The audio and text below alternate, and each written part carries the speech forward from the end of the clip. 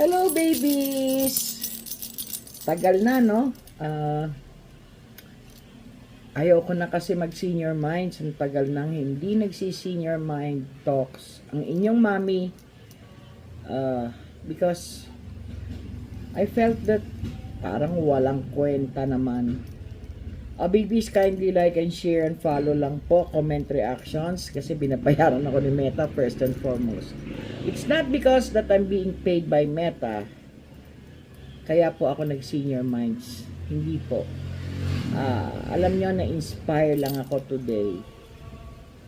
Because I realize, hindi ko po kasi tinitingnan ng messages ng Mommy Inspire and Prosper. It's the admins.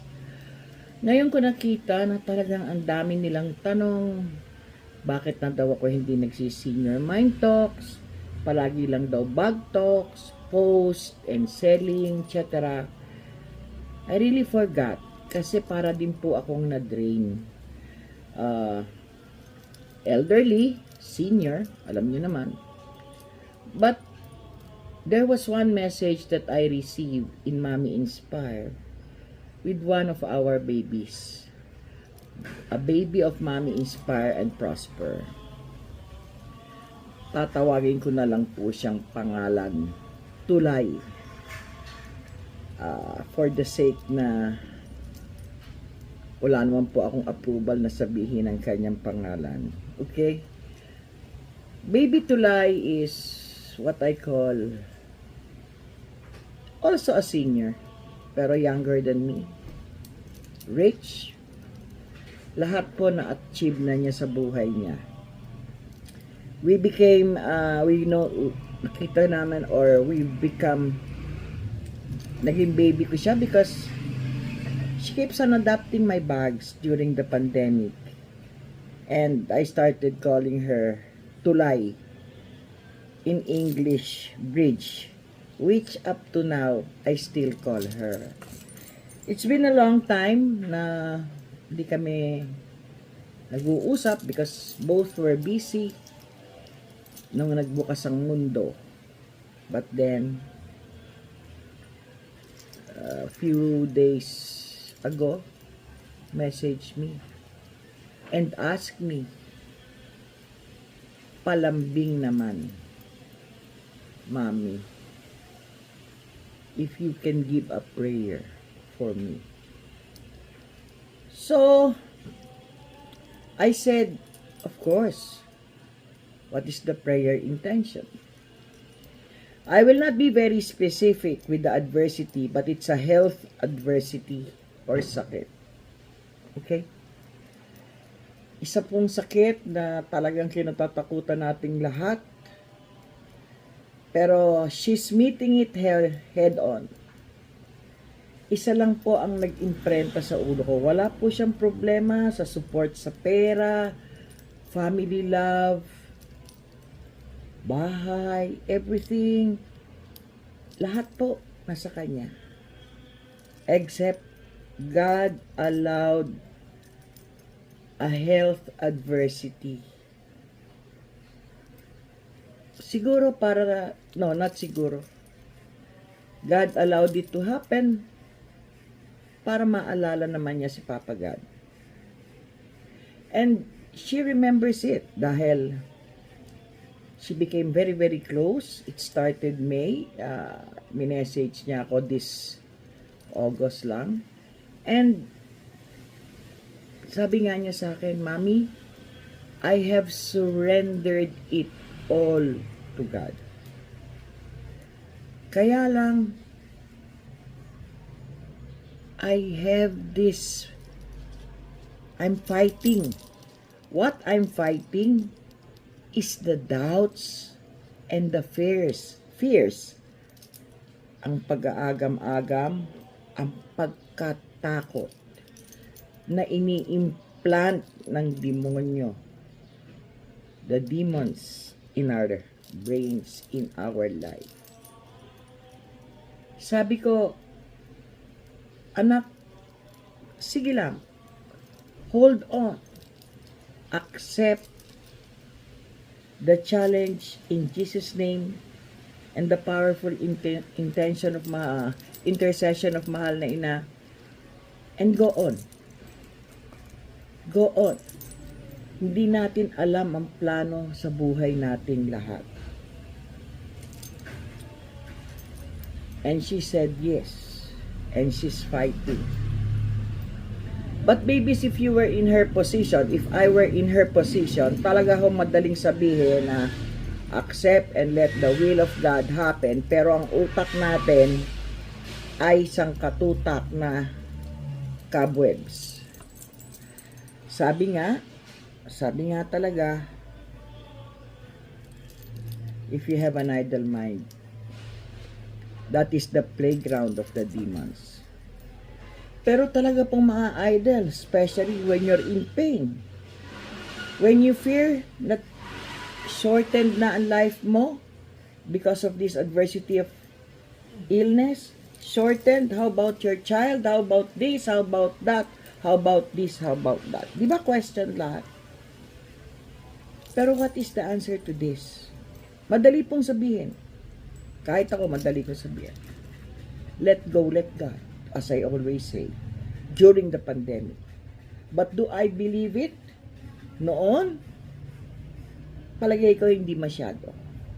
But kahit na konti, sa sinasabi ko sa senior minds ko noon, it implanted on my brain, let go, let God. Pero nagwa-wonder pa rin ang utak ko. Sabihin natin, normal human being, palagay ko po ang kailangan natin is talagang Jesus acceptance of whatever. We don't know what will happen to us in the next minute. Kaya po kung tayo may problema, at nalaman ko pa nga pala na 1/2 of the population of my 8,000 community babies, plus kung 8,000 nga yata, are all seniors. And they keep on telling me to do senior talks. And alam nyo, na-inspire ako. Adversity pa ng isang baby. How bad I am. How bad. Pero I think this is the way that God is also calling me to continue. Continue talking in this online or this social media field. And let seniors be known that they still have an impact even though we are seniors. Turning 70 ho ako. Yes. Turning 70 in a few, I don't know. Pero ako ho kasi, I live by days. Although in excellent health, yes, katulad po din ng aking baby, Tulay, before, now, facing, pero she is okay. But fighting and the treatment, she's told me, is very, very hard. And she always offers it to the Lord our God. Food for our soul. And talagang humihingi siya ng tulong. Tulong ng prayers, which is the most important. The most important. To pray. Kaya po mga babies, Playing from Luke's Fold. my family inspire and prosper community family. Let us pray. Let us pray for healing, not only for my baby, Tulay or Bridge, but also for all in all the world. Yung iba po, hindi lang adversity in health, adversity pa in wealth. Imagine, two combination, lack of health, lack of wealth, makes you what? A zero? No. As long as our Lord Jesus Christ is embracing us, if we are surrendering and offering all these hardships that we have, younger babies, senior babies, older babies than me. Wala po tayong patutunguhan kung hindi. Ito akin lang to ha. Wala po tayong patutunguhan. If we don't surrender everything to our Lord God, and if we don't ask forgiveness from our Lord God. Baby, surrender na lang po tayo. Live minute by minute. And in all gratefulness, babies, in all gratefulness to our Lord Papa God. Nakikinig na nanonood pa kayo sa akin, ako nagdadadaldal sa inyo. That means, inaalaw pa ng Panginoon Diyos, our Lord God, our Lord Jesus Christ, our Lord Holy Spirit, na magkasama-sama tayo. Babies, it's hard to fathom. Hanggang ngayon po iniisip ko ang baby kong ito. But what can I do? But I think I'm doing the most important thing for her. Sending her my love, but first, sending her all my prayers of comfort, strength, healing, enlightenment, protection, and everything else. Pleading with Papa God to embrace pangkuin parang baby while crying.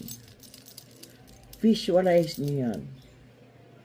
Kayo ay, how do you call it, carrying by God and tapping your puwet-puwet just like a mom, just like mahal na ina, while you are crying, and you will feel relief.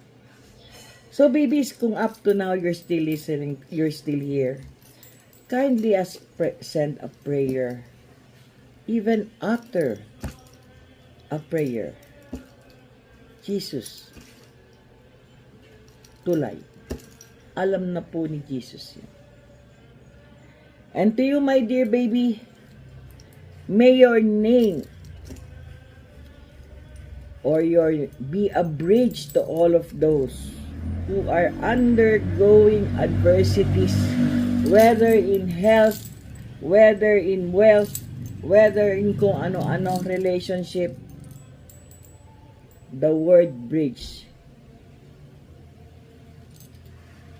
the bridge to our Lord Jesus Christ, to mahal na ina. You are an inspiration to me, my baby, and I know Papa God is with us, and all the angels and the saints.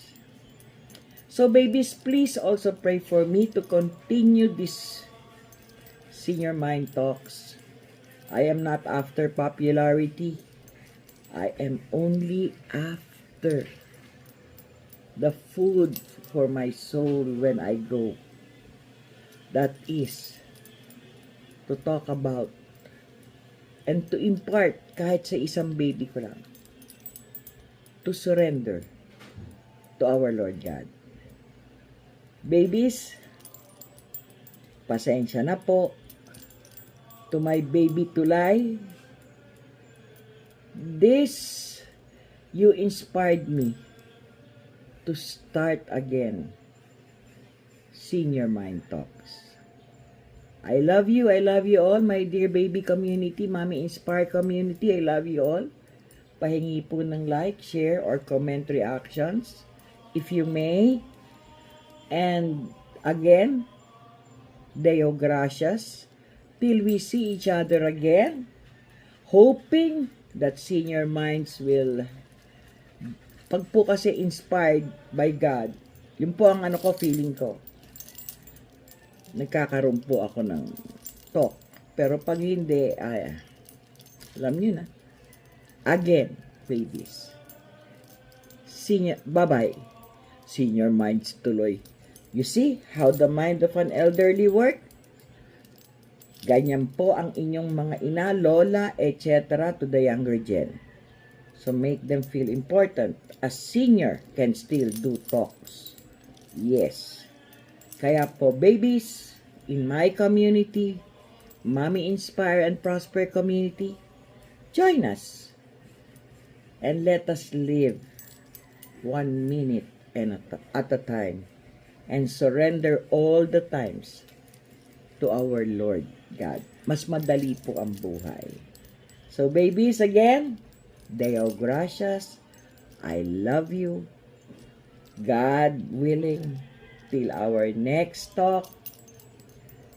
And message me in Mommy Inspire and Prosper. All my admins will relay the message. If you want, comment. Thank you. God bless us all. A joyous day to all of you.